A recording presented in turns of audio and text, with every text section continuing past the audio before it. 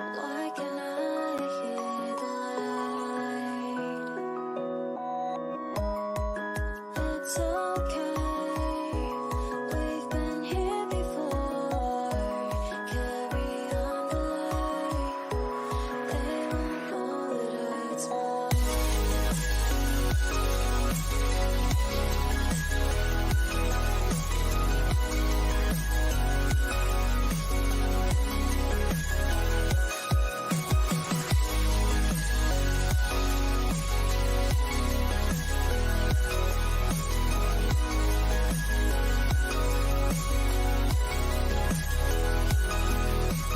We can prove our time, this will last forever.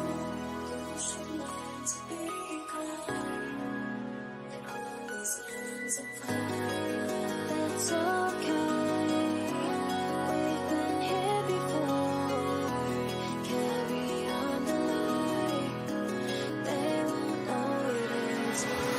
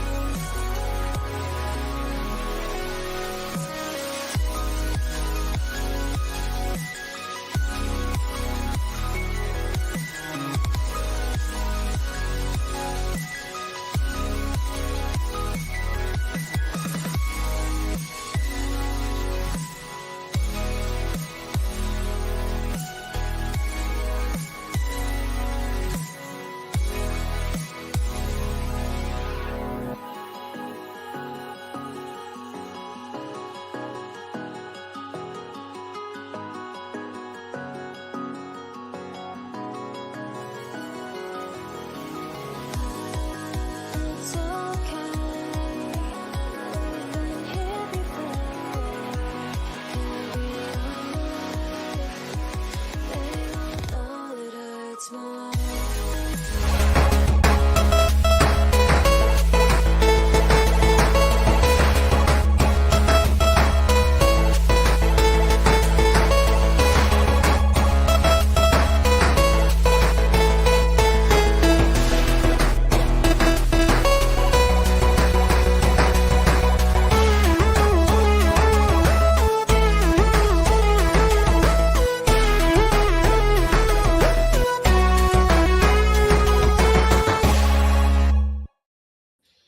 Hello, everyone, and welcome to the HP Podcast, episode number 280. That is more of anything that I've ever done in my entire life. With me today, here is Brandon. Brandon, hello, the most glorious ginger. Welcome. What's up, Ben? Are you feeling like the most glorious ginger? It's like, do I think about having red hair? No. Yeah. But I do. So I don't think about it all the time, but I just am. It's like a state of existence. Yeah. It's not something I think about. It's just what I live, Right. I'm not asking necessarily. Well, okay, I guess you kind of answered the question, but I'm thinking like, it's not that you need to think about you being a ginger. It's Mhm. like, do you feel the power of being the most glorious of something? Because I've never experienced that. Yeah, I mean, the crown's heavy, as Kendrick Mhm. said. Yeah. But someone's got to do it.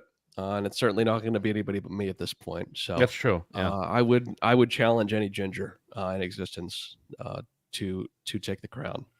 Now, the origin of that name came from a waitress Sure, that naturally. called "Look at that glorious gent." Yeah, that's a whole. We've talked about it numerous times. Have you ever seen this person since then to do a follow-up exam? No, honestly, I think it was like another worldly being. Like it was something Mhm. that was kind of like Like they came down. they like floated into existence, bestowed upon me, kind of like being knighted, and then Mhm. you like, do you get to see the queen again after you get knighted? It's I think it depends on how maybe big of a pedophile you are. maybe. Goodness gracious. There's a lot of knights that are, been accused of some stuff. That's all I'm gonna say. Sir Paul McCartney as well. But there's some okay ones. Yeah. But Yeah, I'm doing all right today, boys. Feeling glorious as ever. Not not feeling bad today. Feeling great. I believe you strictly because whatever is happening on your screen to the right of your face is just flashing. Like you can't help but click whatever it is. So, with that, we're going to move over to Dave, the wavy Davy Lambden. Hello, Dave. How are you? I'm good. How are you, sir? I'm doing well. Now, Dave, tonight is an important moment in our friendship, our business relationship, our podcast. I've actually prepared a beer that I'm going to start drinking now because at the end of the show, you're going to tell us about your final thoughts on Nier. I need to get a beer. I didn't know it was one of those podcasts. Yeah, it's always one of those podcasts. This is a Southern Tier 2X Juice Jolt, 9.5% extra God. juicy double IPA. Jeez. I need to prepare for whatever might be, whether it's good or bad. I'm going to need this. So Have you had I that, just- Dave? It's delicious. The juice. No, Jolt. but Dude. looks good though. It's Yeah. wonderful. It's delicious. Dave, how are you doing this week? Well, I was doing good, and then there seems to be some anticipation about some of the things I'm going to say at the end of this podcast tonight. So Yeah. I'm feeling a little nervous now. Yeah. But yeah, hold on to your butts, I suppose. I Yeah. see some other people in the chat have some beers going too. So Mhm. I don't know. A lot of pressure. Yeah. Pressure's on. Dave, listen. No matter what, okay, doesn't matter what Ben or anyone else says. Me and you can start a new podcast if you don't like it. Now we could talk about this after the show. if No. we both get kicked off, I think you misunderstand. I stated last week that whatever Dave says about Nier Automata, I will maybe not respect him anymore, but I will respect him more than you, Brandon, because he actually played the game to completion. You're Fair. the one who might That's get fair. kicked off the show. that's fine. Okay. Just want to make sure that's Okay, known. fair enough. Now, will I think of Dave poorly? Will I maybe call his wife and try to convince her to leave him and take the baby elsewhere so she doesn't Wow. get influenced? Wow. No, probably not. But those are things that run through my mind. Wow. It's all just part of the plan, Arthur. Yeah. Well. Yeah. We'll talk about that at the end. Yeah, that's coming attractions, I suppose. Yeah. Nothing like get you drawn in only to leave you hanging kind of thing. We're good at that here. I have to admit that when I first when I first chose to play this game this Mhm. year, when I endeavored to play this game this year, I didn't know it would come with as much vitriol and pressure as it did. I've had no vitriol towards you. And I still would have played it, but yeah, I probably should have known. But Yeah. there's another I'm game gonna- on this podcast that would have I don't know. Before I even hear what you actually say about the game, I'm just going to say that no game can live up to the immense amount of hype that has been bestowed upon you with Okay. this game specifically. So, That's That's why it's part I I'll didn't just go- know, but well. Do you now understand why it's been so fun to troll everyone about it, Dave? Do you Brandon, get you why played for it at so launch. many years?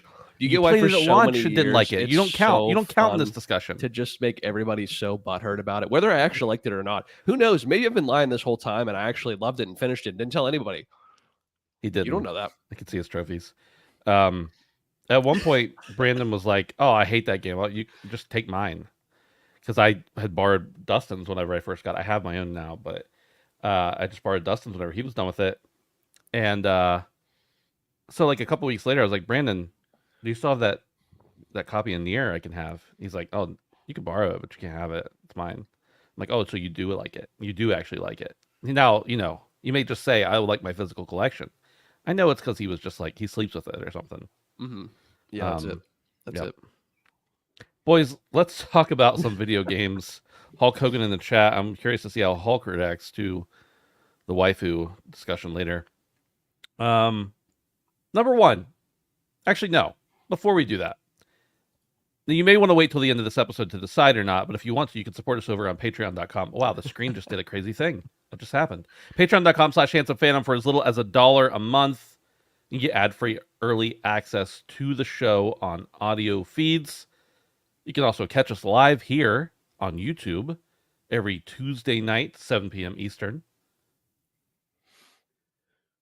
Is there something else about the Patreon? Oh, if you're a patron at the $3 or higher level, you get early access. Man, I'm tripping already. I've had 2 sips of this 9.5% beer and I'm gone. You can get ad-free early. You can get access to HP After Dark, a fun show where we talk about Dave's penis a little bit every now and then. He's not lying. That's true. I mean, I'm not saying it's exclusively about that. It's just about whatever we want to talk about. And Dave wanted to talk about his downstairs business, so that's there. It's more. You can also check us out on Discord, handsomefandom.com/Discord. You don't have to pay anything to do that. Just go there, hang out, talk shit with us, do whatever you do. Okay, now let's move on to number 1. PSVR 2 is coming to PC. We all kind of knew this was coming eventually. Starting August 7th, PSVR 2 will support PC, granting access to Steam's VR library, including games like Half-Life Alyx and Fallout 4 VR. To use PSVR 2, there's so many more, but that's what this article said. To use PSVR 2 on PC, you will need a PSVR 2 PC adapter, which will run $60 American, a DisplayPort 1.4 cable, DisplayPort, I think I said point, and a compatible PC with Windows 10 or 11 and an Intel Core i5 7600 or a 3100 minimum. 8 gig of RAM, 1650 or later. A lot of people can run this. Pretty simple setup. Setup involves connecting PSVR 2 to your PC with the adapter and cable, then downloading the PSVR 2 app and the Steam VR app. While some features like HDR and eye tracking won't be available on PC, 4K visuals, 110-degree field of view, and 3D audio will be supported. They're saying that the most immersive experience is still going to be on PS5, but of course they want those extra doll hairs from the massive Steam VR library that's out there. Now, I know neither of you boys are really that into VR, and by not that into, I mean, you don't care at all. And I like VR, but I didn't get a PSVR 2. But I'm curious what you think of the development of PSVR 2, seemingly dead on arrival, coming to PC, and what that's going to do for the hardware, for Sony, for Steam. Dave, let's start with you on this one. We talked at length about the PSVR 2 leading up to its release and what Sony would need to do to make this a success. And I think we were all kind of surprised that this was coming, considering that PSVR, while it had its moments, was generally lukewarm in its life. So getting a second one seemed like an odd decision. Now, they did add significant upgrades to the PSVR 2. There were technical reasons to get this thing, but at the end of the day, it was up to Sony to give us good reasons to buy this thing. They needed something like Beat Saber, Super Hot, something to appeal to the masses to really start to move this thing, because right from the start they're on the back foot. The Meta Quest is very popular, and it requires no console like the PlayStation or the PSVR does. So I mean, that's a pretty tough sell. At the end of the day, now that we're getting sort of native Steam support on the PSVR 2, I think this feels like a salvage job. I think, it's been reported that Sony has already halted production on the PSVR 2 just because they have so many lying around. And as you mentioned the story here, this thing's already on deep discount, or it's on a discount. So anytime you see stuff like this and you have a piece of hardware that's been underperforming from a sales perspective, this, you want to make money on something, but it also costs money to hold inventory. So this feels to me like Sony is trying to clear out their inventory because it's starting to cost them.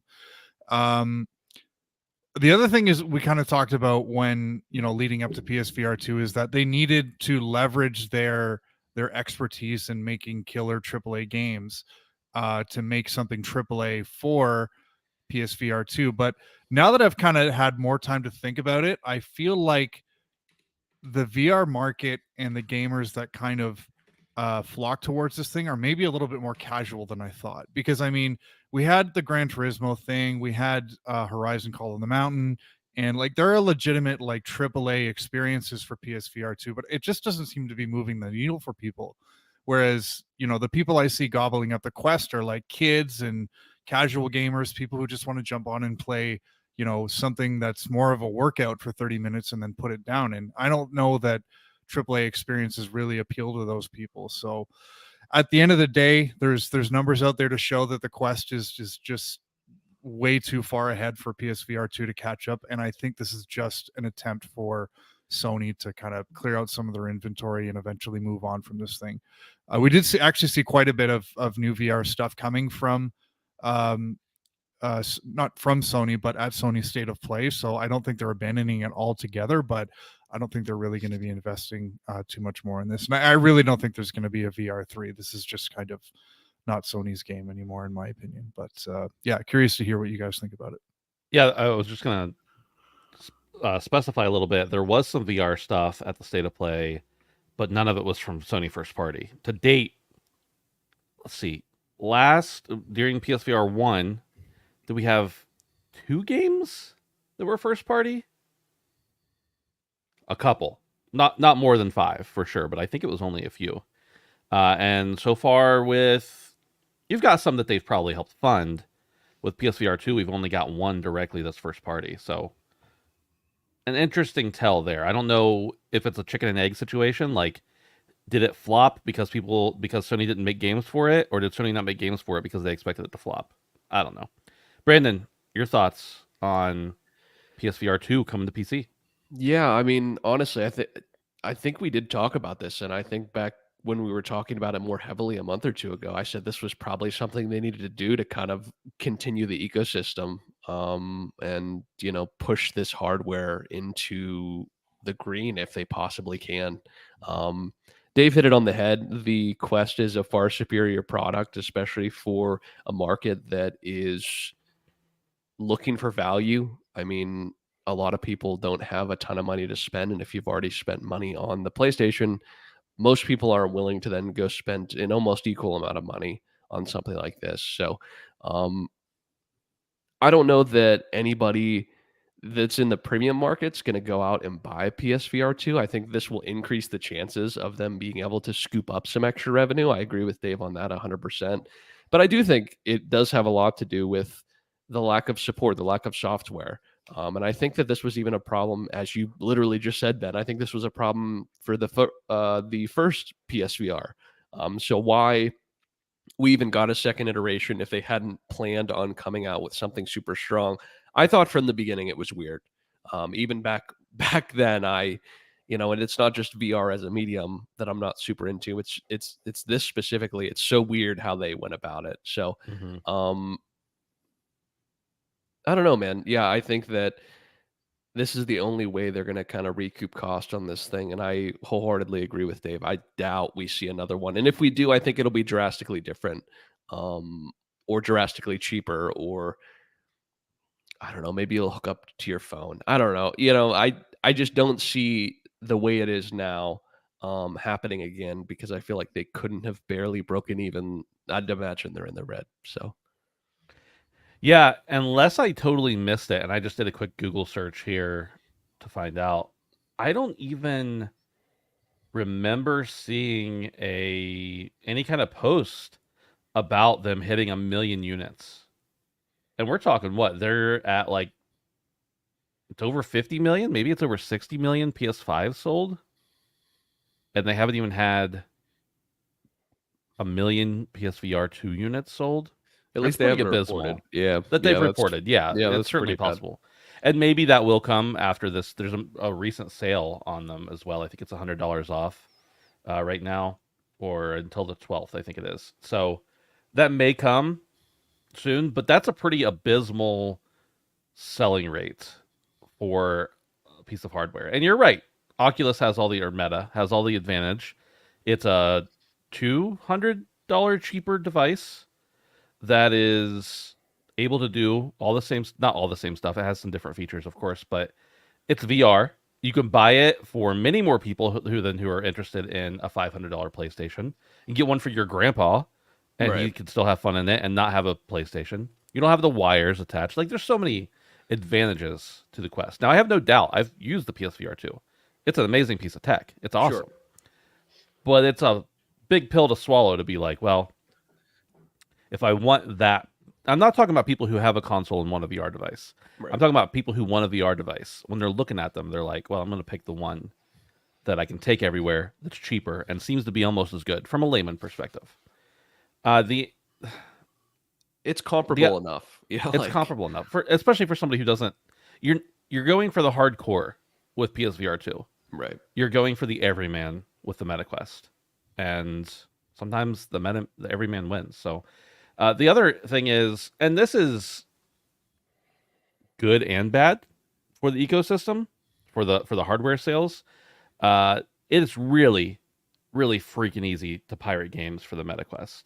Really easy.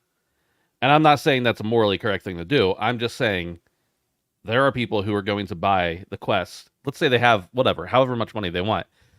But it's so much easier to buy the MetaQuest and play any game you want than it is to buy the PlayStation.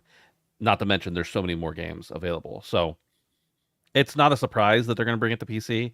I think that there are many VR enthusiasts who are just like, I'm on PC, I'm not getting a PlayStation, this will increase hardware sales, as Dave said. I think you're right. They have a lot of extra inventory, and I think it was in March they announced, or maybe they didn't announce, but there were some rumors that they had stopped production on the PSVR 2, which doesn't surprise me. Before it even came out, they already like cut in half how many they were going to make. So unfortunately, this thing is pretty much dead on PlayStation 5. PC, will it bring in a new life? Honestly, if this thing goes down to $300 at some point, then I might pick it up because it is an awesome piece of equipment. But I wanted to talk about specifically the $60 adapter that you need to play this thing on PC. It seems to me like whenever PSVR 1, whenever they moved to PlayStation 5, they sent everybody who had one, type in your serial number, whatever, a free adapter. And I understand this is a different ecosystem. You're probably not buying PlayStation games on Steam or wherever you're going to play your VR games on your PC. But you did buy the headset for $500. It seems to me like a $60 barrier on top of the actual headset itself is shooting themselves in the foot a little bit. If it cost them $60, they're not selling it for $60. So it probably cost them more like 30 or 40 at most. And wouldn't it be better to have people buy your headset and switch over? I don't know. What do you think, Dave? Do you think the $60 extra barrier for people who are already like, oh, I have a PSVR, but I don't care, or I want to get a PSVR, but that's a whole extra game I could buy? What do you think about that $60 adapter? Yeah, you're right. That's just another barrier for people to, again, look at the competitors. You don't need that with a MetaQuest. So it may seems like a small amount. And as you say, if they're making them for $10 or 20 or 30 and selling it for 60, like it's not even worth it for Sony to kind of pursue that. So yeah, another odd decision from them. If their chief concern is moving these things out the door, then you're just throwing up another barrier in the way, especially if there's precedence there too, where, in the past, if they've given that away for free or bundled it with, new units that they're selling now, like why not just make it easy for people? And you're really not in this case. So yeah, this might hinder them with a lot of people, I think. Brandon, Ed in chat says the adapter's a good price. The Right. hacker one was $150. And I'm not disputing that $60 is probably a good price Right. for what it is. I'm saying if I'm Sony and I'm sitting on hundreds of thousands of these units and I want they obviously they want to get more into PC. Right. They certainly want to sell more units of their headset. Right. Wouldn't it be worth just for new headsets bundling it together? For everybody else you sell it at cost. Everybody Right. who already has one, whatever. Yeah, I mean, I actually don't think it's an awful idea. It seems very Sony to do this sort of thing. I think this is just another like play to recoup costs. Like genuine life. I think this entire idea is recoup costs. The idea to get it on a different platform, recoup cost. The idea to charge for the adapter, recoup costs. Like I think this entire thing is risk mitigation, and it's just picking up whatever pieces you possibly can left. And honestly, I feel like it's a win for them because the alternative is not doing this at all, and then you're still on the red even more. So I don't know. Even though I don't think it's great that it's $60, I agree with you. If you buy a new headset, you should have it in with it. I'm not surprised, especially from Sony, that this costs $60, and I think it is solely a play to get their money's worth out of every single cent, and then hopefully, assumedly, never have to deal with this again. So Yeah. I really do wish that VR would take off. And I think it will, but I think games is maybe the wrong sector for it's a good sector for it, don't get me wrong. I only enjoyed games on it, but like there are so many cool little ideas that people had at the beginning of the VR craze, especially with the original Oculus, that just if they could have taken out, they were in the right place at the wrong time. It's kind of reminds me of OnLive. You guys remember OnLive, where you could sign up for a subscription and stream games, like 2009. The tech just wasn't there for it, and nobody had good enough connection. We were all on 20 megabyte download speeds in 2008, 2009, whenever that was really a big thing. So it just wasn't there for it. But now streaming games is huge. It's a gigantic market. And I think that VR is in a similar spot. Once they've got the gamers, they've got the hardcore gamers who want VR. They've got the VR enthusiasts who want the VR. But when you start convincing people that, your 85-year-old grandma can't go to your vacation in Italy, but you could FaceTime her and she could be right there with you with a VR headset. It's not the same, but that's a little more appealing. When you start putting concerts and movies and everything else in real VR, not just 3D, but real VR, I think that changes the game too. But I think it's just a few years too early. I think VR eventually will be in a place where we're like, oh, that's pretty cool. That's really cool. But right now, it just seems like I think Oculus, the Quest 3, is at like, I was gonna say 3 million, but I think it's more like 2 million units. That's a lot, but in comparison to a console, that's nothing. So I think eventually we'll get there, but right now it just doesn't seem to have a mass appeal. And Hulk Hogan in chat says VR is going to be great for education, brother. That's another thing, yeah. And a lot of schools actually do have some VR units, specifically Oculus units that they can hook up different programs for. But it's such a cool tech. I just hope that eventually somebody nails it in the right way. And again, I think PSVR 2 is great. I just think that attached, you're looking at $1,000 purchase if you don't have a PlayStation and you want to get PSVR. And putting it on the PC is just gonna, that $60 isn't as bad, but it's just gonna increase it in my opinion. So, but again, we're still only gonna be stuck with the people who are already VR enthusiasts who either have a PSVR 2 or want PSVR 2 on PC because they have Steam and a good PC already. So like we're still in the niche market. We'll see how it goes. We talked a little bit about the reports from coming out of Sony last week. Let's talk a little bit more. During a recent investor presentation, Sony revealed that the PlayStation 5 is its most profitable console generation to date. In its first 4 years, PS5 sales have reached $106 billion, nearly matching the PS4's total of $107 billion, with Triple operating IPA, income. people. Excuse me. Triple It's only a double. IPA. It's only a double, and I have a speech impediment all the time, not just when I'm drinking. With operating income surpassing $10 billion. The platform boasts 118 million active users with over 9,000 games from 2,000 publishers. I said 118 monthly active users, 118 million, but that's just on PSN. That's not on PlayStation 5 specifically. The pandemic led to significant increases in software sales across all platforms, despite not boosting console sales initially. With the end of manufacturing constraints, console sales have risen. Given the high price of games and the PS5's increased price, it's unsurprising that this generation is highly profitable. Dave, I'm sure from a percentage, from a gross perspective, this is the highest profit they've ever made. But it kind of reminds me of the argument of, well, Titanic was the highest selling movie ever, and then it got beat by a Marvel movie.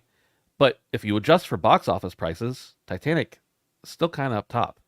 Is this a case of this is actually making them more money, or is it just because things are more expensive now than they were in previous generations? Minus PS3, mind you. I think it could genuinely be making them more money. When it comes to these console cycles. We know that console makers often break even or even take a loss on hardware over the first few years of the cycle. And then, once they normalize production and they reach economies of scale, that's when they start to make a little bit of money on the hardware itself. But I think with the PS5 and obviously with the Series X, this doesn't seem like the same generational leap that we've seen previously, especially from a technological standpoint. So I do wonder if right off the bat, Sony was making a lot or actually had a decent margin on hardware compared to previous generations. So I think that could contribute to why they're making so much money and they're so profitable this generation. On top of that, I mean, the gaming market is bigger than it's ever been. And Microsoft hasn't really done anything of note to chip into Sony's lead. So you couple those things together, and Sony is somewhat effortlessly kind of striding into success. We also just departed from the Jim Ryan era, and Jim Ryan, we talk about him sometimes with some disdain, but from a business standpoint, that guy's sole purpose and function was to make money and generate revenue. So you had a guy who just oversaw the operation, who was kind of a mastermind for generating revenue. So you bring all those things together, and it shouldn't be surprising that Sony is in fact in one of the most profitable times ever when it comes to the PlayStation. Looking ahead, though, I think PC gaming is probably going to be their biggest competition going forward. You think about all the advantages of PC gaming. I just kind of noted them here because I was thinking about them. There's just so many reasons to buy PC over console. If you're looking at, there's hardware versatility, software availability, fewer subscriptions, in my opinion, more access to cross-play and free-to-play experiences. So I think Sony has to start finding, Sony's doing great now, but they need to start making some changes and being a little bit less complacent about the PC market, because I think that is a legitimate threat to their profitability going forward. So, yeah, I mean, good for them. They're in a good spot, but, don't get too comfortable, because we saw what happened with the PlayStation 3 generation, and these things can change quickly. So we'll see what happens. Brandon, it seems like Sony, and this was also noted in the chat going by, which you can participate in on Tuesday nights at 7 p.m. Eastern if you like on YouTube. But the link's in the description. Sony also hasn't really, that we can see, they haven't spent a lot of money on first-party games. They've probably pumped some money into exclusives. We know that, things like Rebirth and Stellar Blade, and, multiple games, they've probably funded them to some extent. But Sony hasn't really had a lot of spending happening that we've seen on the surface. Right. They bought Bungie for $2 billion or $4 billion, whatever it was. Do you think that plays into it, or do you just think they're kicking ass right now?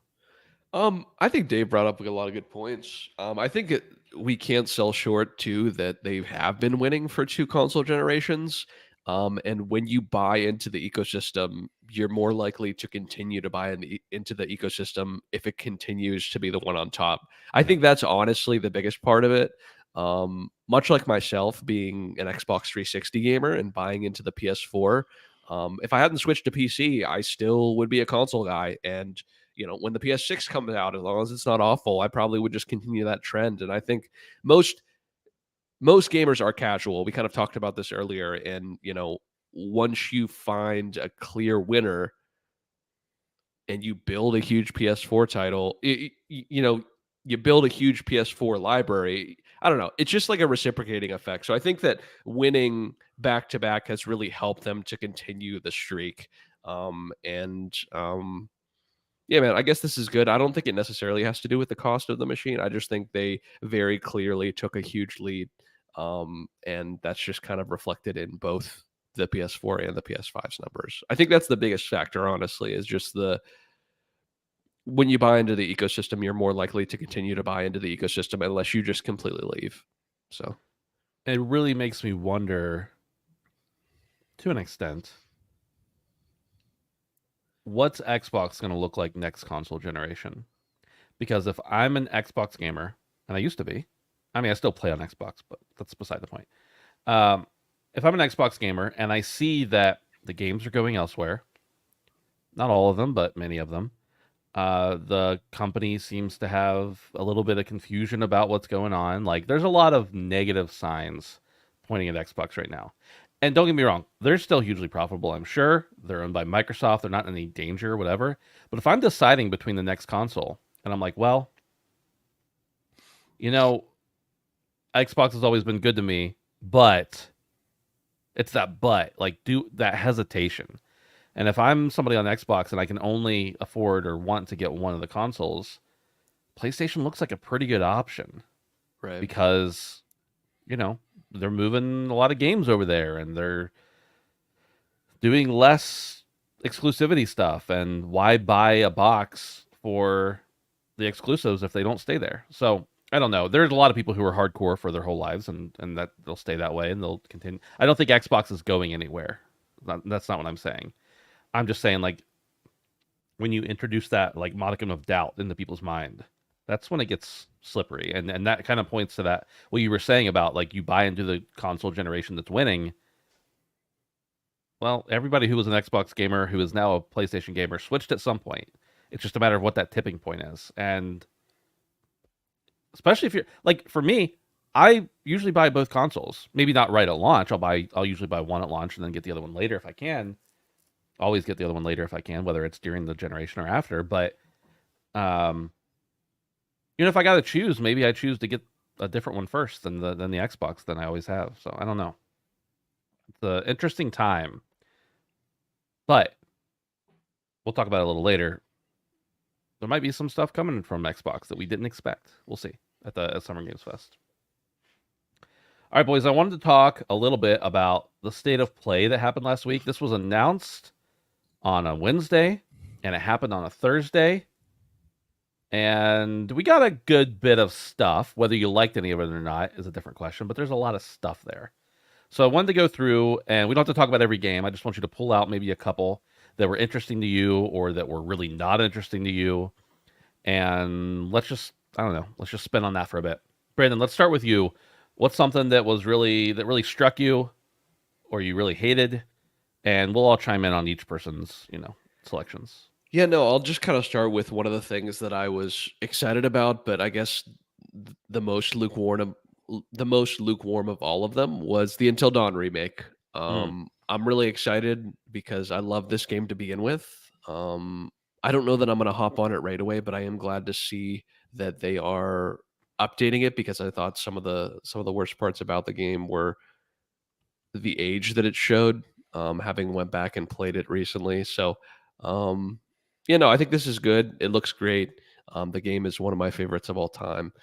So I'm really looking forward to that, honestly. Brandon, are the original images renderings of the actors in it, or did they change some of the models? I'd have to go back and look. I thought it was all the originals. Is it? Okay. I had a little bit of speculation that maybe the reason they were doing it was because their license was running out for the use of those people. No, yeah, they all the look, original actors. Okay. yeah, they all look exactly the same to me. I didn't pay that much attention. I just thought of Yeah. it now. Or Yeah, dude, even Rami. yeah, yeah. Yeah, I absolutely adored this game, so I'm really looking forward to being able to play it again in a new light. So, Is there anything wrong with the original? I'm just curious why they decided to remake it, other than money, obviously. I don't know. That's not a feel leading like- question. That's a legitimate question. Yeah, no, I feel like it. I don't know. I really don't Yeah. think anything was heinously bad about it. I do hope they update the controls just a little bit. I didn't see this, but Radix saying in chat that there's going to be a new third-person camera Mm-hmm. that is optional. So That's cool. I don't know all the details on it, but I guess even if it was just a slight graphical update, I think that'd be great. But I do hope they tweak a little bit about how the game actually plays. Because even though front to back, it was a masterpiece, I think that it can be improved upon. So I'm kind of hoping they show it a little bit more love than just, visually. Apparently, it's going to have new story content as well, according to Radix. So interesting. Dave, what about you? Should I start with my hot take? Whatever you want. Please. Okay, I'll start with my hot take. Okay. Marvel Rivals look kind of cool. No. Nice. I'm sorry. I checked it out and I thought, my expectations are still pretty low. I know what kind of game this is. I know who's developing this game, and I know why it's coming out. But it's kind of checking, watching it and thought, I believe it's free to play, Mhm. and I'm gonna check that out. I think we got a beta coming in July. I would still rather play Marvel Ultimate Alliance, but teaming up with Papa Ben over there, because I know he's going to be in on this game, and playing a little Marvel Rivals on PlayStation could be fun. So yeah, that's one I think I'm going to check out the beta at the very least next month, and yeah, so I think that was one surprise that I had coming out of State of Play for myself. I know the intent of what you said, that Papa Ben was going to be in on it. I want to clarify that I'm not necessarily gung ho, but I'm going to play it because it is Marvel characters, and I like Marvel. I'm not ashamed of that. Okay. What did you think You of can't what we make me. saw? I thought it was cool. I got to be honest. I kind of tuned out a little bit during that segment of the State of Play. I didn't go back and watch the trailer of it because I'd already seen part of it, and I just have a tendency to do that with stuff that I'm already like, I'm going to play it. Especially for a free to play game. I'm like, I don't need to see this to be convinced. Like, it's going to take up some hardware space on my computer for a maximum of one night if I hate it. Does that hurt me? So yeah, I think it looks cool, but I don't have a lot of new ideas about it from the last time they showed it off. I mean, there were some of the gameplay they showed I thought looked interesting. It's a little bit discouraging to me that it's very clear this is also going to be a mobile game. And not because I'm going to have to play it on mobile, because I'm not, because you have to make compromises sometimes when you're putting a game on mobile. Not always, but and a lot of times that shines through on the PC or console versions. So that's a little bit disappointing to me. And I think that was shown, like you could see a little more of those cracks in the armor in the showing of it. But overall, I still think it looks fun. I'm going to play it. So, yeah. For me, I'll get the next hot take out of the way. Concord. Guys, I didn't think it looked that bad. I think it looks boring. Let me rephrase that. I don't think it looks boring. I think it looks a lot like things we've already seen, right? It looks very similar to many other hero shooters, specifically Overwatch. It didn't seem like there was that thing. And I think Dustin articulated this the other night when we went to get wings or something. There's not that thing that draws you in. Like, what's the catch that separates it? So far, we don't know what that is. So that's a little bit disappointing. But I gotta say, like, Concord looks fun. And I think so much of the hate came from to use a phrase that's been beaten to death, the Marvel dialogue. If you hadn't had that teaser at the beginning, that cinematic, I really think that a lot of people would not have hated on it as bad. And I understand the hate. People are tired of it. That's fine. I'm not. I mean, I am to some extent, but I don't discount something automatically because it's trying to be funny. That comedians have been doing that for many years, and we don't always hate on them just for trying the formula that's already been done. So I don't know that it's going to be my favorite game ever, and depending on how much it costs, I think maybe pre-orders are out today or something like that. It's not a game I'm going to pre-order, and depending on the cost, it may not even be a game that I decide to pick up right at launch. But I think it's going to be fun. Yeah. I think if you can avoid the stuff you find annoying and just play the game, Right. that's going to be fun.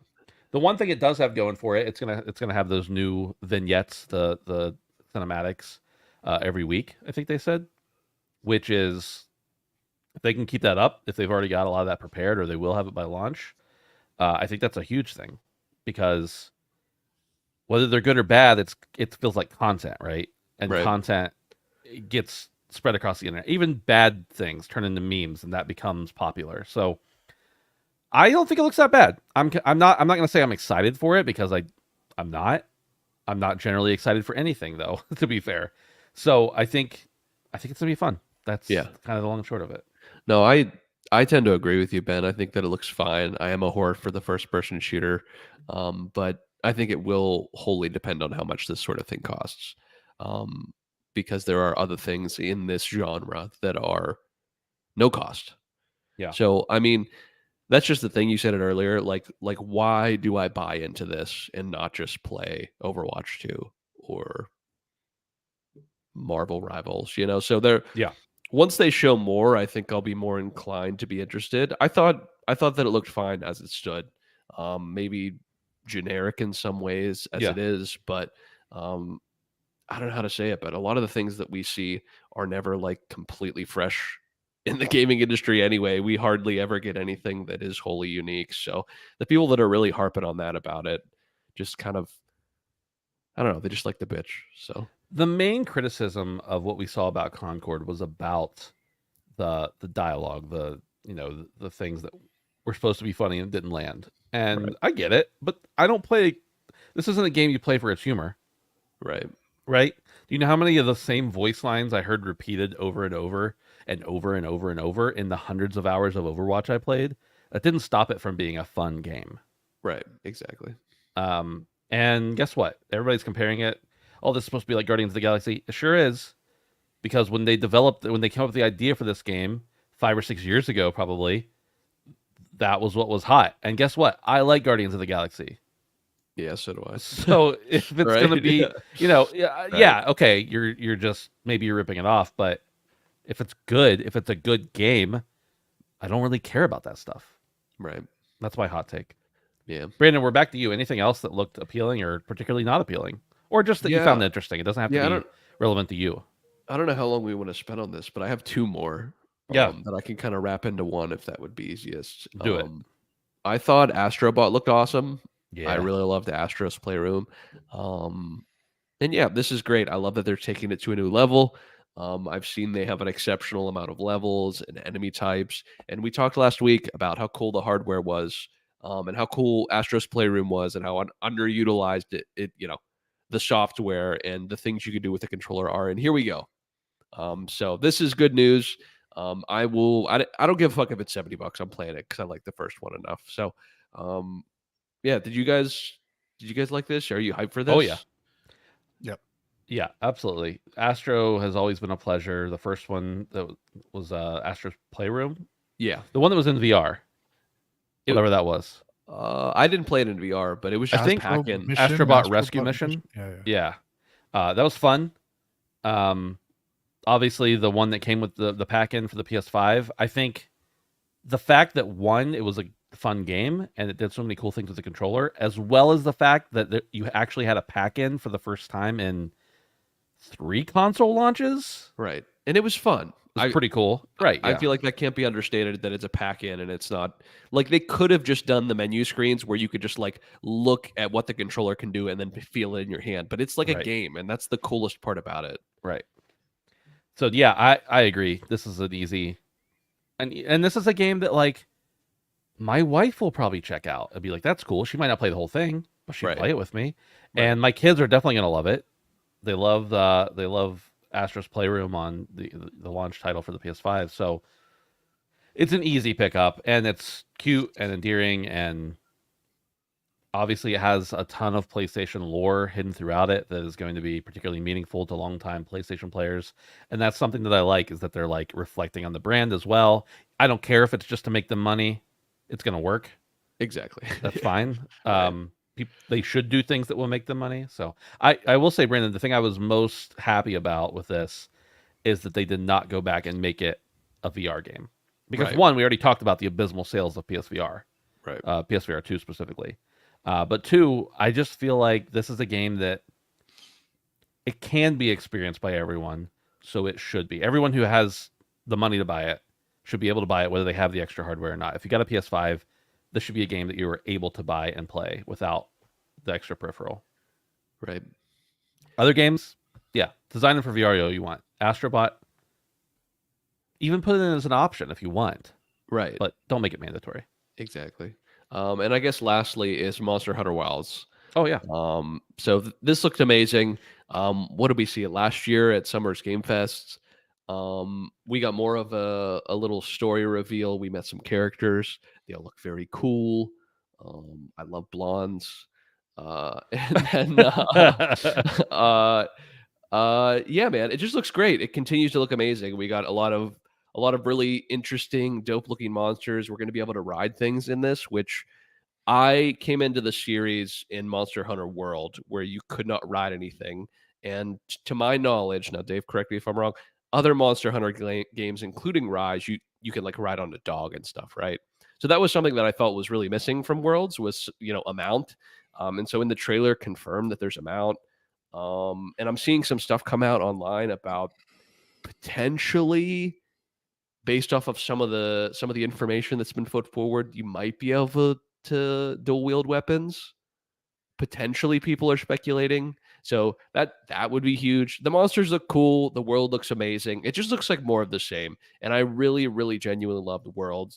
And I've been waiting for a sequel. And I'm not saying this is a direct sequel, but it kind of is. It looks like it is. So, Dave, thoughts, man? I know you're a Monster Hunter guy. Yeah, I'm same as you. I came in at World, but I did play Rise, and yeah, the game. I think the biggest thing to me is they really showcased how they're going to use and leverage the RE engine. I think this is the first time they're using this engine. World was on a completely different engine. It was proprietary, but you could clearly see all the characters looked a lot like there was a lot more fidelity there. The spaces looked a lot more wide open. As much as Monster Hunter World was an open game, it did feel a little bit claustrophobic at times. So you saw a lot more monsters on screen at once, a lot more interaction between small monsters and big monsters. And yeah, having a flying mount is going to be huge. There was some verticality in World, but it appears as though it's going to be a lot more seamlessly integrated with Wilds. And yeah, to kind of build on what you mentioned, it looks like you will be able to not dual wield, but take two main weapons into one hunt. I love that. I fucking love that. I really like the switch axe, but I also really like the insect glaive, and those are two weapons that play really, really differently. And to be able to take both into one mission is cool. The other big thing that came out from this announcement was seamless starting of hunts. So rather than you going and selecting a specific mission from the hub world, you can actually start hunts in the open world. So if you encounter a Teostra or something, you can just start fighting it, and you started that hunt. So looks like they're doing a lot to make this a much more seamless experience. So yeah, this is easily my most anticipated game of 2025, and yeah, I'm looking forward to this one coming. So Brad, my buddy Brad recently asked me to play Monster Hunter Rise with him. And it's only like, I think with including the DLC for it, it's only like $20 on Steam right now. It's on sale. So seems like a no-brainer. He's interested in teaching me the ropes, and I'm always down for a good game if it's $20. Can't hurt. Rise is a really good, I know you've played the series before, but it's a good entry point, or even just refresh point, because it is considerably easier, especially the vanilla game. Yeah. When you get into Sunbreak, that's a little bit more like world level difficulty, but it's no brainer there, I think, especially if you have someone who wants to play with you. Yeah. Going back a little bit to Astrobot, Radix says, do you think Astro will sell more than Ratchet, which he clarifies as 4 million? I want to know what you guys think about this. I kind of think it will, because so many people were introduced. However many PlayStation 5s there are, got a free Astrobot game as a pack-in. Right. I really do think that is the reason that Mario's great, whatever. It's definitely revolutionary at the time. But if Mario had not been a pack-in game for the Nintendo, would it have ever been as popular? And I'm curious if, Brandon, if you think that Astrobot will sell well. No, I think that it will sell really well. I wouldn't be surprised if it passed 4 million. Because even with a game like this, like, I don't know, I'm thinking of my dad, right? And he's someone who introduced me to gaming, and he games. He actually games quite a bit. He like just finished Cyberpunk and all the DLC. So like he's legit. But He was playing like Far Cry last time I talked to him. dude, like even the wonderment he had of the experience that you got with the first one, it's like I feel like that speaks volumes. And even people that didn't have the PS5, like I remember when when I brought people over to my house and the PS5 was new, I was like, you got to check out what this controller can do to like, just show them. So like, I don't know. I feel like the word has spread, and because it was a pack and because it was free, its net was very wide. And I Yeah. would not be surprised if, especially this sort of game, like I don't know, we don't have the little big planets anymore, so I Right. feel like this could definitely have some series potential here, and I wouldn't be surprised if it does incredibly well. Yeah, it would not surprise me because we know that kids somehow spend a lot of money on games, or their parents spend the money for them. Right? It's a game that you can feel safe letting your kid play. And Oh, also, absolutely. we're 30-plus-year-old men, and we're going to play this game. Oh, And absolutely. I guarantee guys like your dad are going to play this game. Oh, So, yeah. Dave, what do you think? You think Astrobot breaks Ratchet and Clank's record and beats 4 million copies sold? No, No. Okay, we got a No. dissenter in the building. I don't think it will. And I'm glad we're talking about this because it is very important. Everybody loved Astrobot's Playroom, but Mhm. it was free and it was Yeah. just there, and that's excellent. So I think Astrobot is going to be a success for Sony. I don't think it's going to be a world beater though, and I think Ratchet being a very well established franchise and one that was positioned as a real technical showcase for the PlayStation 5. I think people really, I don't think it'll beat out Ratchet. I think it'll sell really well to be a success. People are going to love it. I think it's probably going to be in the GOTY conversation, but I don't know if it's going to be a world beater when it comes to sales, personally. I've always wondered why Ratchet didn't do very well. And I mean, yeah, it was a $70 game. It was, 8 hours long. I think the platinum, it took like 10 hours, maybe at most. I can't remember how long it took me, but it was also out at the time when there were only a couple million PlayStation 5s. And I wonder if that made a big difference. I'd say, yeah. Yeah. Because I think that game, I mean, the earlier ones weren't like breakout sellers or anything, but they did well enough to get another game. Right. So I don't know. Dave, you might have a point there. I disagree with you, but I think it's a valid point still, nonetheless. And also, I hate you. That's how that in the gaming world, like that's how you're supposed to talk to each other. Like you're an idiot. I hate you. So I'm just trying to keep up with the Joneses here. Twitter speak IRL. Oh yeah, you're not really on Twitter anymore, so you don't really see a lot of that. But that's how you talk to people in gaming now. So you're an idiot. I hate you because I disagree with you. He says that to me all the time. Don't worry, Dave. That's different. That's for a different reason. But to my face, yeah. Yeah. All right. Next, let's talk about upcoming here. We got the Xbox showcase coming up. Specifically, we have the the Summer Games Fest. I think technically you could probably call the State of Play Summer Games Fest as well. But we've got coming up, we've got the Guerrilla Collective showcase, which I'm sure is just going to wow people's socks off. We've got Summer Games Fest showcase, the Keighley, the Keighley show. We've got the Devolver Direct.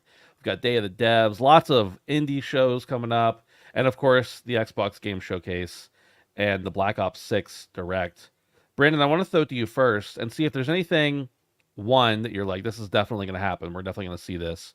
Yeah. And then later, we'll go around once, and then we'll also go to things that you're like hoping to see more of.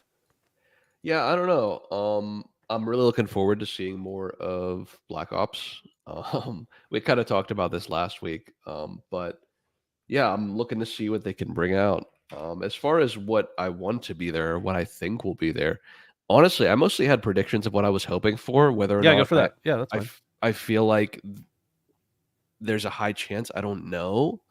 I know this is more of a like reach, but I would love to finally see anything, even if it was like a teaser or like a name card for the new BioShock game.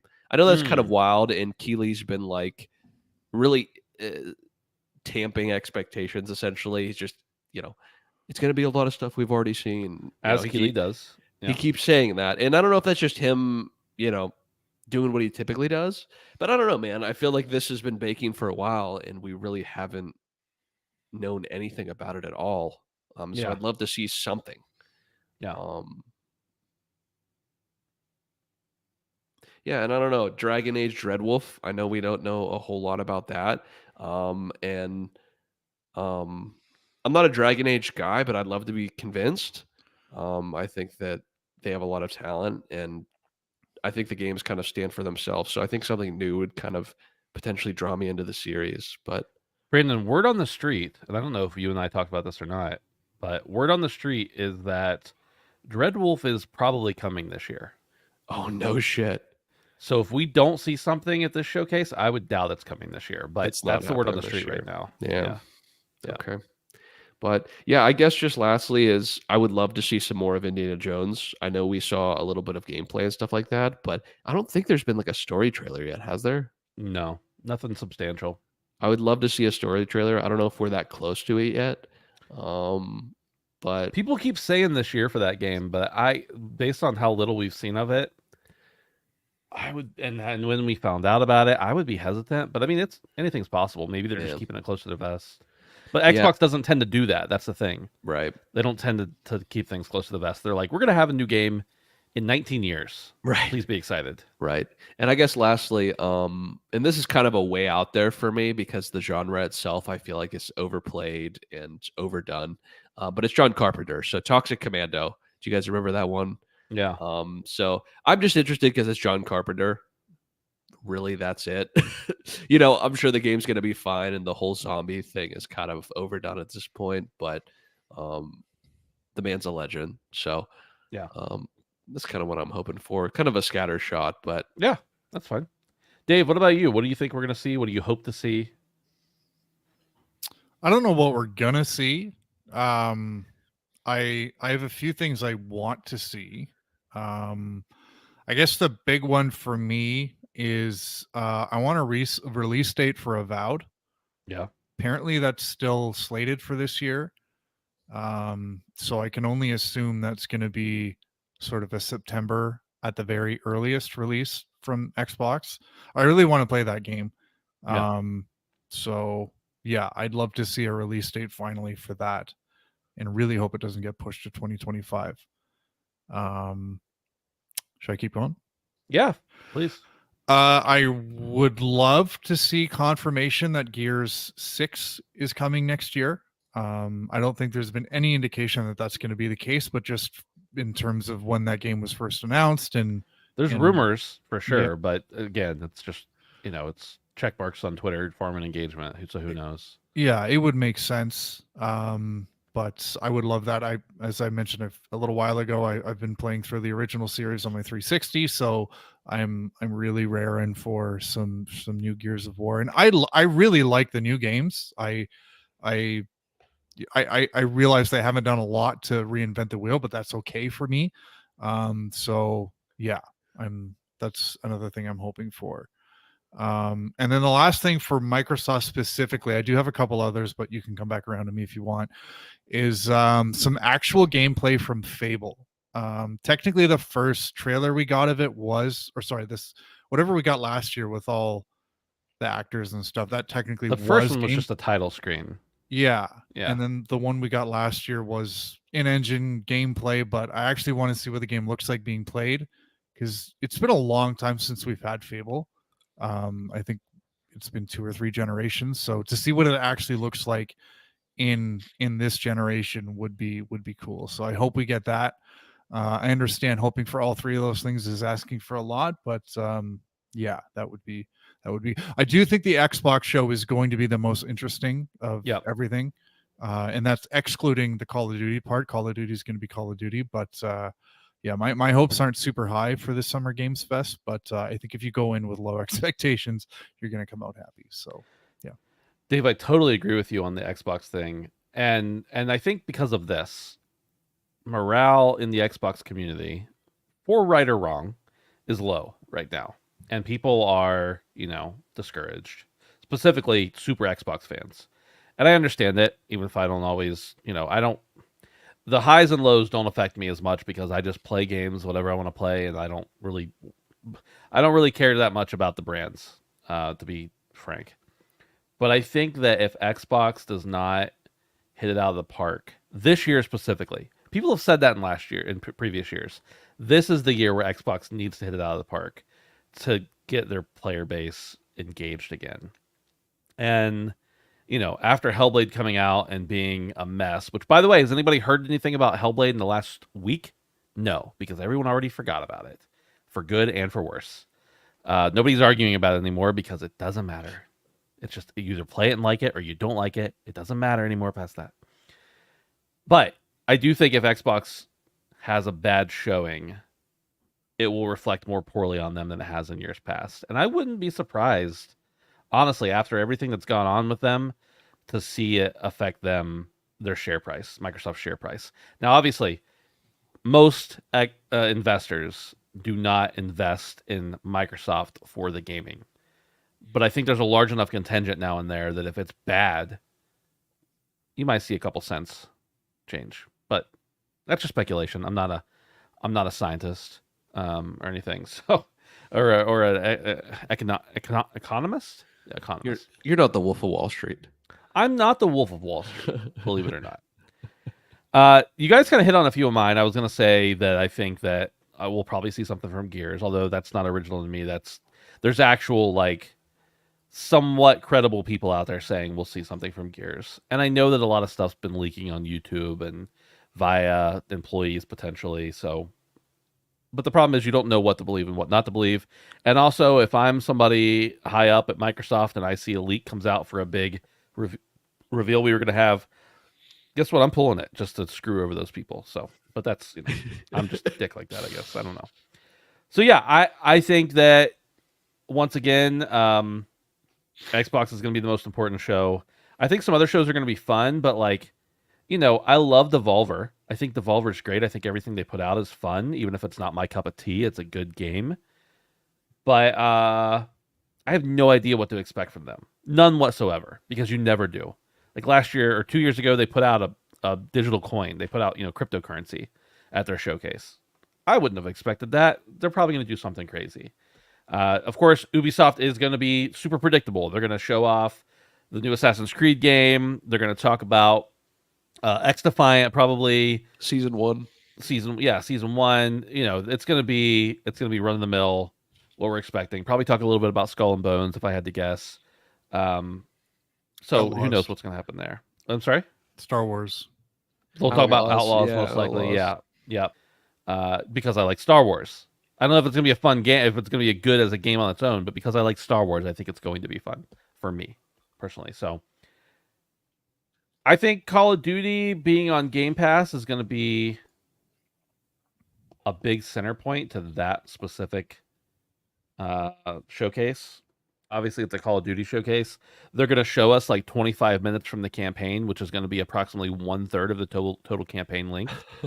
And then we're all going to be like, what's the multiplayer like? And then we're going to find that out. So I think that's going to be an interesting part of it. But yeah, I don't really expect any huge surprises.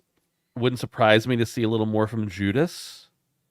But I don't have any idea when that's actually coming out. So maybe not. I agree with Brandon. I was thinking about the new BioShock. It's been long enough at this point.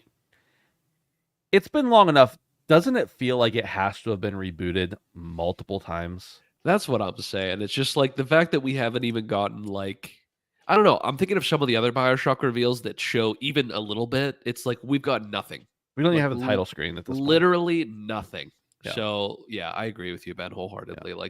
We have to get something soon, or yeah, I agree that it's probably been troubled, incredibly, incredibly troubled. So yeah, guys, anything else from Summer Games Fest, Xbox, anything? Dave, you said you had some others. Yeah, just quickly. I think Dragon Age is coming first, but I would love to see some sort of update on Mass Effect. I don't know if we're gonna get that. But that would be cool. And then the other one was from Ubisoft. I would love to see again another update on the Splintersoft remake from Ubisoft Toronto. Been a while since we heard anything about that, but that would be cool. So those are two I'm looking at. Also, did you guys see the hard drive tweet? Hard drive on Twitter is it's like the Onion for games, and they had a report saying you now need a PSN account to have Game Pass. Yeah. It's good. checks out. Yeah. One question: do you guys think we'll ever see anything about Perfect Dark again? Yeah, it got rebooted. They I brought in know. Crystal Dynamics was the support studio for it. Yeah, right. Yeah, like 7 years ago. I mean, not literally, I don't think, but it's been a while. Yeah, Been a while. something's happened with it. I think it's a Yeah, thing. the It's coalition's working on it. It's going to be a 17 quadruple A game. I know, but yeah. it's Dude, just been so silent for years now. What are we gonna see first? Beyond Good and Evil or Perfect Dark? Which one? Beyond Good and Evil's dead. Beyond Good and Evil is Yeah, it's probably dead. Man, if I went to Vegas, I wonder what the odds on Beyond Good and Evil being shown at that showcase is going to be.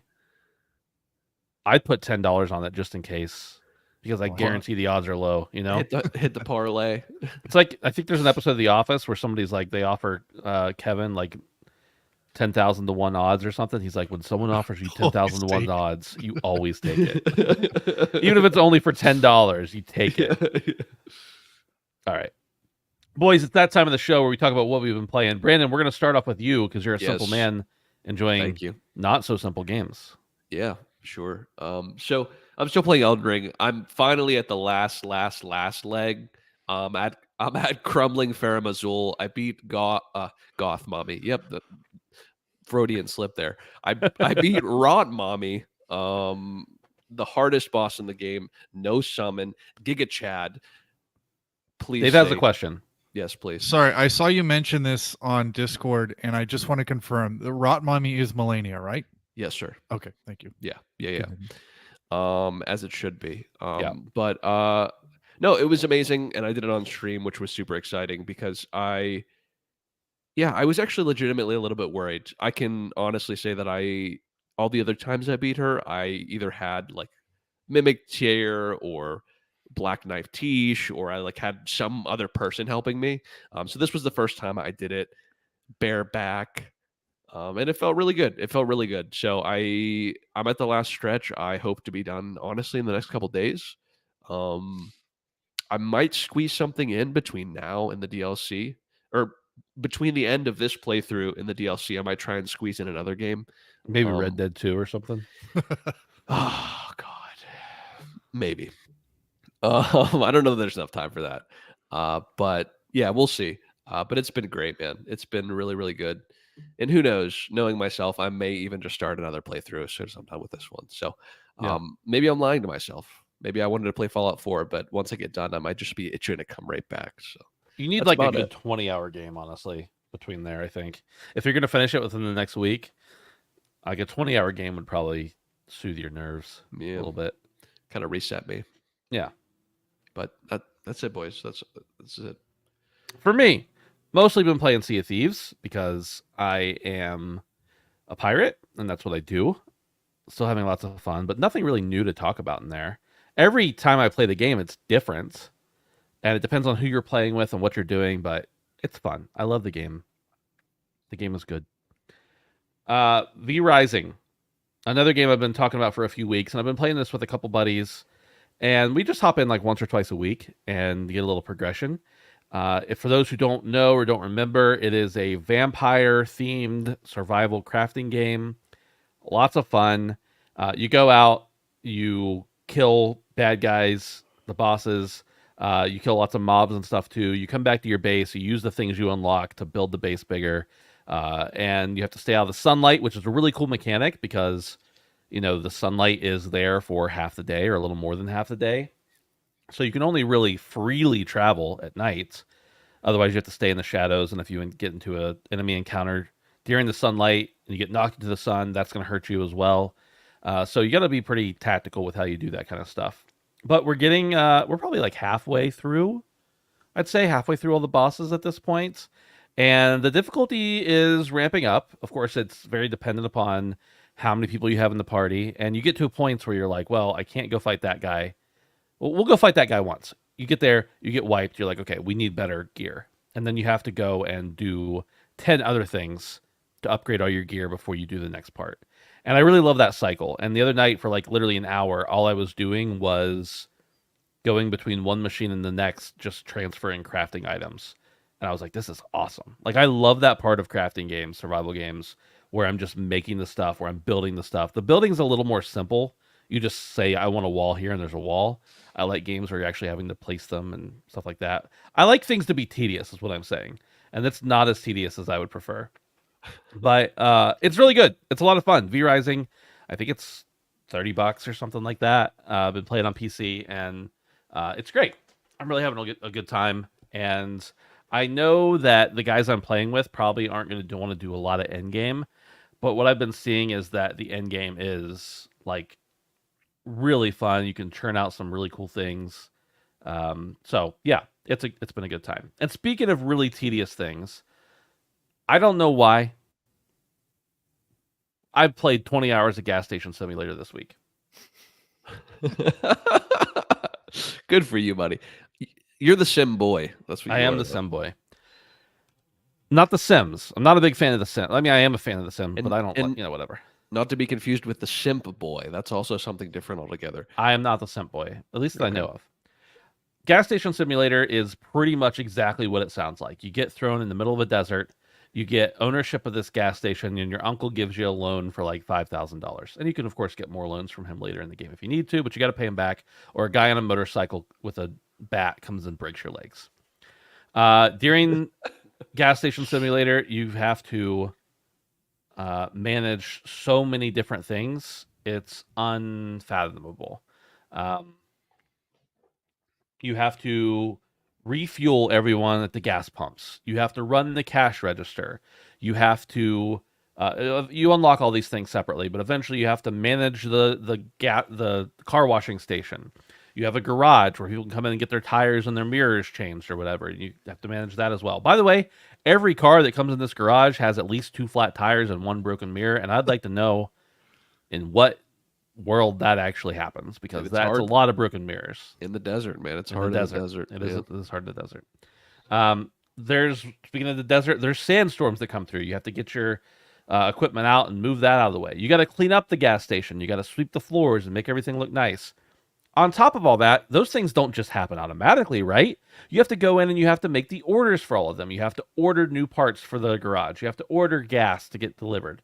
You have to expand your station's capability to hold the gas. You have to get bigger tanks. You have to go out and chase away this little brat kid that comes along and sprays spray paint on you. You have to order new sodas and cigarettes and tobacco and all that kind of stuff. So it's a lot of things that you manage at once. Eventually, you get the ability to unlock employees, and you can assign those employees to different things. Now, this is a classic case of if someone can do something 80% as well as you hire them to do it, even if it's not perfect. Because normally, when you're pumping gas and you get it perfectly, you get a little tip from the person. When you have the employees do it, you almost never get tips because they suck in their computers. But guess what? You're still raking in money while you're doing it. So you get to a point where you grow this gas station to a point where you can continue to upgrade different things. Instead of just offering tire changes and mirror replacements, you also have replace spark plugs and batteries and fill up, change the oil and everything. And instead of just having one gas pump, you can have 3. And instead of having one bathroom that you for some reason charge people $1.50 to use, you can have multiple bathrooms. So there's a lot of just, it compounds. And you're just constantly running from one place to the next. If you're not constantly running, You're not making money. You're not making money. And if you're not constantly running, you also don't see what you need to order. And then you run out of it, and people come in and they have a little bubble over their head like in The Sims, and they're like, where's this thing? And occasionally you can open a bus stop, and occasionally this party bus will stop, and you make a bunch of money, but only if you have the stuff you need. So there's a lot of layers to it as a sim. And I don't like traditional sim. I like very specific niche. Like, there's a food truck simulator. There's a gas station simulator. There's Power Washing Simulator. Power Washing Simulator is still the best simulator game of this style by a very far stretch of the imagination. But the other ones are fun too. So that's been occupying most of my gaming time this week, for better or for worse. Any questions about my TED Talk on Gas Station Simulator? All I was gonna say is you were missing the tedium in V-Rising, but you got it another way, in a different game. The thing I didn't like about it was when I upgraded, like you get to a point where you're like, oh, your gas station's now level 4. And you're like, I want to buy that upgrade. And all of a sudden your gas station's a little bigger and you can fit more stuff in it. And I'm like, well, I would have liked to build those walls. Now I get this weird L shape in the back Right. room that I don't really like. Such is life. It's the way of the road. Dave, I finished my beer. It is time. Literally just took the last sip of it. I didn't plan it out. It just happened. But it's for no particular reason. It's your turn now Sure. to talk about what you've been playing this week. Skull and Bones. Okay. I actually Very have a friend who bought this game. Nice, bro. So Hell I yeah. have someone. A to play with friend. now. Yeah, Holy I have a friend. He bought the game. He said it was $40. He said, I know you like this game, so what do you think? Would I like it? And I said, did you play Black Flag? Or I said, did you like Black Flag? And he said, I didn't play Black Flag. So it's like, Is this Duncan? yeah, it is. Okay. So yeah, that's cool. I have someone to play it with now. I haven't played with him yet. But I did jump in. You can't bring about- yourself to do it, can you? I did jump in to play for about an hour and a half the other day and just did some of the seasonal stuff, which is a lot of fun. So yeah, I still really like Skull and Bones. Another important update: in order for me to play Skull and Bones, I had to buy some more PlayStation Plus, and I'm happy to report that my Elden Ring save has been recovered. Oh, Let's go. Let's go. This Now- is huge. This is huge. Dave, what you have to do is you have to put that not only on your PlayStation locally, but you also need to save it to a zip drive or a Okay. thumb drive or whatever. You need you to do just- that for the if you just- sanctity of your save. Well, all you got to do is just sync all your saves, and then they'll all be on your Yeah. PlayStation. You're good. Yeah, I think I'll have to do that. But I was pretty happy to see that it was there. Again, I'm still a little sour that the backups are Yeah. gated, but it is what it is. So and just to be clear, I don't think I'm going to be day one on Urgery. But it's nice to know that if I do want to play it, I don't need to go through the entire game again. And I really like the character I had in my first playthrough of Elden Ring. So yeah, that's it for me. Okay. Yeah. See you next good to week. go. Yep. Just kidding. Near show. Automata Potato Patata. It's done. It's behind me. I've God finished bless. the game. I shared proof in the Discord, but if you would like more proof, I think both of you plus Edwin Castillo have me on PlayStation. So if you'd like to check my trophies, you can go ahead and do that. Did you get But the yeah. platinum? No, I didn't. I'm not doing It's very easy. So yeah, I got endings A, B, C, D, and E, and I also accidentally got ending O and V. I don't Easy know to if do. all the other endings are like not joke endings, but more like game over screens, kind Yep. of. A lot of them are. I never saw all of them, but I think a lot of them are. Yeah. Because ending O and V I got from just basically not doing the thing I was supposed to in a certain amount of time. Or falling off a cliff. Yeah, and Yeah. then the game just ended, and then you restart from your save. So Yeah. so yeah, I'm guys, I'm really happy to report that I got the climax I was hoping for from this game. That last sequence where you're basically fighting through the tower was memorable. I'm never gonna forget that because it reminded me of Metal Gear Solid 4 Guns of the Patriots. There is this sequence towards the end where you're Snake and you're like crawling through like this like tunnel that has all these microwaves and like you're slowly dying, and then at the same time you're fighting a bunch of people as Raiden, and it was just one of the most like cinematic, emotional, and like high octane like gaming experience I've ever had. And this last sequence when you're playing as 9S and A2 in Nier was like up there with that. Like it was awesome. And I'm gonna remember Nier for the opening, the last half of the first playthrough, and the end of the third playthrough, because they were really, really, really cool. The story, the way it kind of rounded out for me was cool. I enjoyed it, but it wasn't as transcendent for me as I think it was for some other people. But I'm a gameplay guy, and for a game that is not a gameplay first kind of game, I had a lot of fun with it, and I'm glad I played it.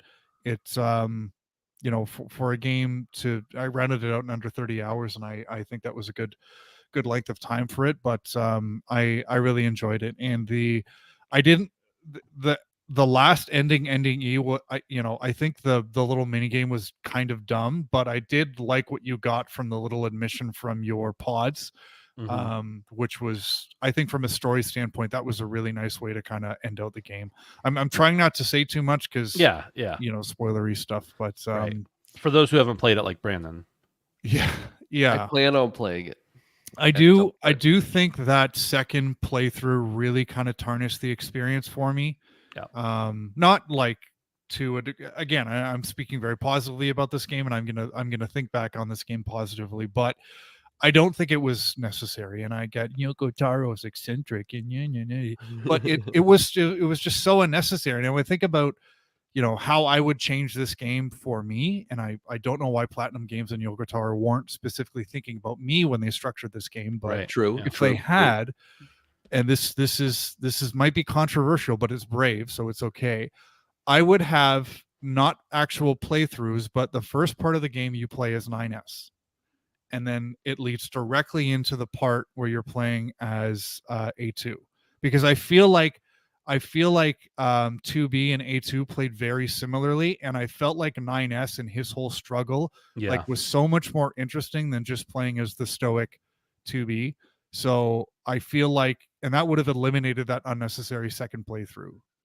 So I kind of feel like that would have made the game better for me. But overall, really good game. I'd go back and play the intro again and again and again just because it was so cool, and the music. Like, there were parts in that last playthrough where I was like, man, they really ran out of ideas for music. But then you get in the tower and it's just like, whoa, here it Yeah. is. Yeah. They went crazy. So yeah, I'm done. I'm glad I played it. It had some lows, but the highs were super high. So there you go. Dave, I don't think I mentioned this to you before, and I think it was somewhat intentional at the time, but when I was playing through Nier the first time, the only time I've played it actually, I've only ever played the game once. I got to B, and I knew I should just keep playing after A. I got into B, and I was like, I don't know, 2 hours into it maybe, and I was like, yeah, I think I'm good.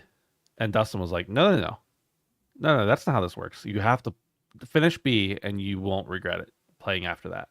It's like, okay, and I did, and I was like, okay, you're right.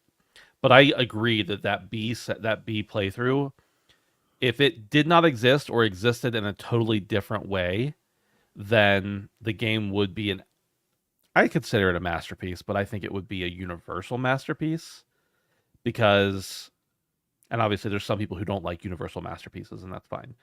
But I think that B run kills. You're like left with the ending of A, and then you're just, if you don't know, you're just assuming that, okay, well, B is the same thing from a different perspective. Why do I care about this? Why should I care about this? And I think that yeah, the gameplay is cool for sure in C and D. But I don't think it matches up to, like, B does not match up to A, and B stands alone as the single weakest part of the game in my opinion. I also need to kind of clarify something. So I came on the show and I bitched and bitched and bitched last week because of how there was this difficulty spike for me in my third playthrough. I can now confirm that the reason that happened was because I sped run through my second playthrough. I didn't fight any enemies except for the bosses. So that when I got to the third playthrough, I was severely underleveled. So that's my fault. But at the same time, if I wanted to mitigate for that, I would have needed to have spent, at least 2 or 3 more hours in that really boring second playthrough. So I Yeah. don't think that would have been a good thing. But yeah, again, overall, really good game. Brandon, if you're thinking about, finishing it, I think you should, because it does some pretty cool stuff narratively in the end. And again, there were people on in the chat last week saying like the transcendence you get from that last sort of crescendo is worth it. And I just think kind of playing through that sequence alone, Brandon, is probably worth it. So I think I'm going to keep my job on the show, and I'm going to regain the respect from the masses in the Discord. And again, I'm not just saying these things to appease to people. I really don't care what others think. Yeah. Dave has never been, I've never known you, Dave, to be someone who just says what people want to hear. Exactly. Yeah. So yeah, there we go. Dave, a very important follow-up question now, and I'm not saying anytime immediately. Do you think Nier Replicant is a possibility for you in the future? Maybe. Yeah. If you told me that it doesn't have the replay bullshit that Automata does, then I'd be much more inclined to try it out at some point in the future. It's not a I actually asked Ed about this, about how Replicant kind of lines up with Automata, and he kind of clarified it's like thousands of years in the past. But I did notice a lot of references to like Project Gestalt and how the replicants kind of played into humanity when they were alive. Spoiler. So I am curious to know more about that, but I'm not in a rush to kind Yeah. of go into that. So yeah. Ed just said in chat, based on what you're saying, you'll be way cooler on Replicant, and I would agree with that. I still think it's worth a playthrough, but if you didn't walk away from the game thinking it was like one of your top 5 games ever, then Replicant's going to be like, okay, this is just a game. It's not the same level, in my opinion. And it was a game that came out prior, and of course they remade it. So, or it wasn't a remake really; it was a re-release, but a remaster. But well, I'm glad you enjoyed it, and I think I agree with everything you said that you didn't like about it. I don't know if I agree as strongly. Like, I don't know if they affected me the same way, but I agree with them in principle for sure. So yeah, I'm glad.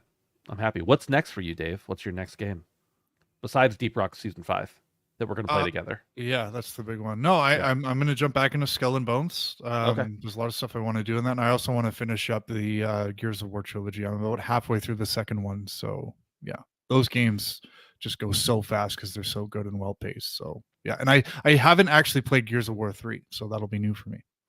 Yeah.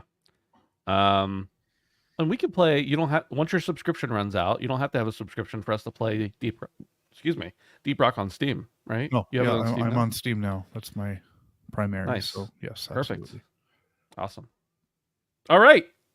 Well, that's it. That's a happy ending to the show. Brandon, are you feeling betrayed at the moment, or No, I feel nothing, just like I do every day when I wake up. You know. fair enough? And let's not gloss over this. That's 2/3 of my resolutions have now been satisfied completely. So Wow. Indeed. Yeah. Wow. There was a lot of ambulances and fire trucks going by outside, so I thought you should hear it. I don't know if you did or not. No. Don't forget, you can support us on patreon.com/handsomephantom for as little as $1 a month. We appreciate those of you who support us and hope that many more of you do. Something like that. You can hang out with us on Discord at handsomephantom.com/Discord. It's a good time over there. We have a lot of fun.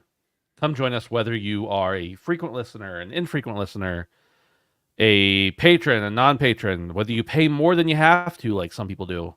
We appreciate all of the above. I think that's it for the show, boys. That's it. Let's get out of here. Goodbye. Okie dokie. We need a title for the show. I don't think it can just be "We Won." A lot of people are saying in chat. man, the Destiny servers suck today. Yeah, apparently it's shit in the bed. That's what you get when Sony buys you, you know? That's a joke.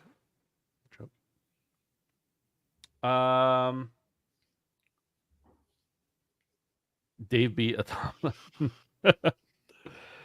No. I don't know. Oh, by the way, Dave, I don't know. I'll have to look at your trophies. Probably since you didn't do some of the side stuff, it's you'd have to go back and do that. But there are like, I don't know, I want to say like 5-ish, maybe there's more than that, trophies that you can buy with in-game currency instead of having to grind them out. So if you're close, I'll tell you. If you're not, I won't. Okay. You're suggesting it's an easy plat? I don't know that it's an easy plat, but the things that are, some of those things, after you beat the story 5 times, some of those are really simple just to go into like this one vendor and buy them. You You mentioned can buy like, all of them, Dave or Ed. Okay. you mentioned when like you were playing it, you got halfway through the B playthrough and you're like, yeah, I think I'm good. I wonder how many people just stopped. Many. I think the game came out in 2017, right? And it was well received by the people who played it, but it wasn't played by many people. And then by 2019, there was like a huge contingent of people who were like, you got to go back and play. I think so. Like, I think that was really a case of word of mouth, that a lot of people who played it didn't play it through to the end, and we're just like, it's whatever. It's a fine game.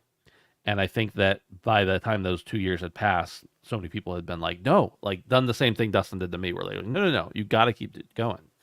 And I think that, not to get too deep into more conversation here, this is the after show, I guess. I really think that's a design flaw. I think that hurt the game.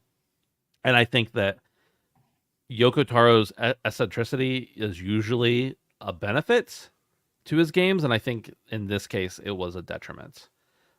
Which I guess that's how eccentrics work, right? Sometimes things pan out, sometimes they don't. But and like Ed just said, I think most reviewers played a run and that was it. And I've gone back and read some of those old reviews, and it's very clear they only played a run.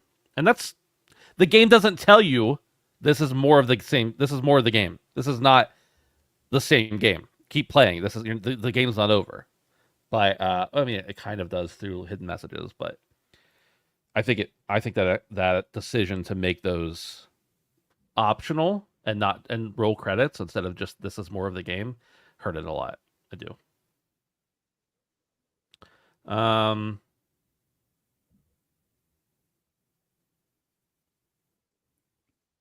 He says, after you do C or D run at least once, after chapter select, you can go save scum to buy the trophies for the platinum. So if you wanted the platinum, Dave, you're welcome to. I might. There's guides online about how to do it for sure. I didn't think you could buy all the trophies, but because I think I only needed maybe 3 when I finished it, and I bought them. Show title. We got to have a show title here. Brandon, you look comatose. Yeah, I'm getting tired, OG. I gotcha. Summer game hype. I don't know. I'm not good with the alliteration and the puns and everything. Not my skill set.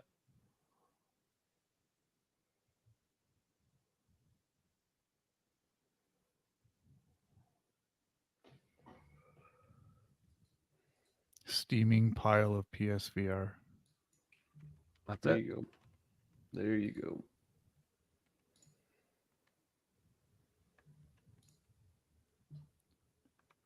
Brandon listening to Nier talk looks like me listening to Stellar Blade talk.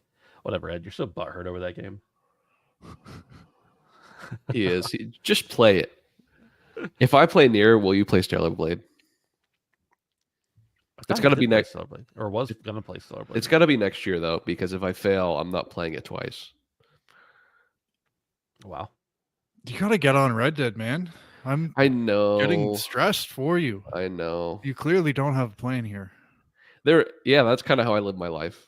It's kind of how it goes. So I think I just got to plug in a controller because I've actually thought more about it. And even though I like aiming on PC, like when I'm shooting guns, everything else about the experience is awful for me, to be completely honest with you. So, Dave, what's your remaining resolution? Do you have one? Play more resolution? video games with my wife. Okay. Which you've kind of already done. Yeah, I need to put more effort into that one though to feel good about it. So. Okay. Yeah, I've played a lot more games with my kids, and what were my resolutions again? I'm working on Mass Effect. I'll get that done. That's easy. I got like 10 more hours. And that was the third one. We have them written down. Poot has them noted. Say no to people more. Oh, I've done that a ton. So I'm on track too. Yeah, I'm falling behind, boys. Yep. All right, let's get out of here. Bye, everybody. Bye. See ya. See ya. Goodbye.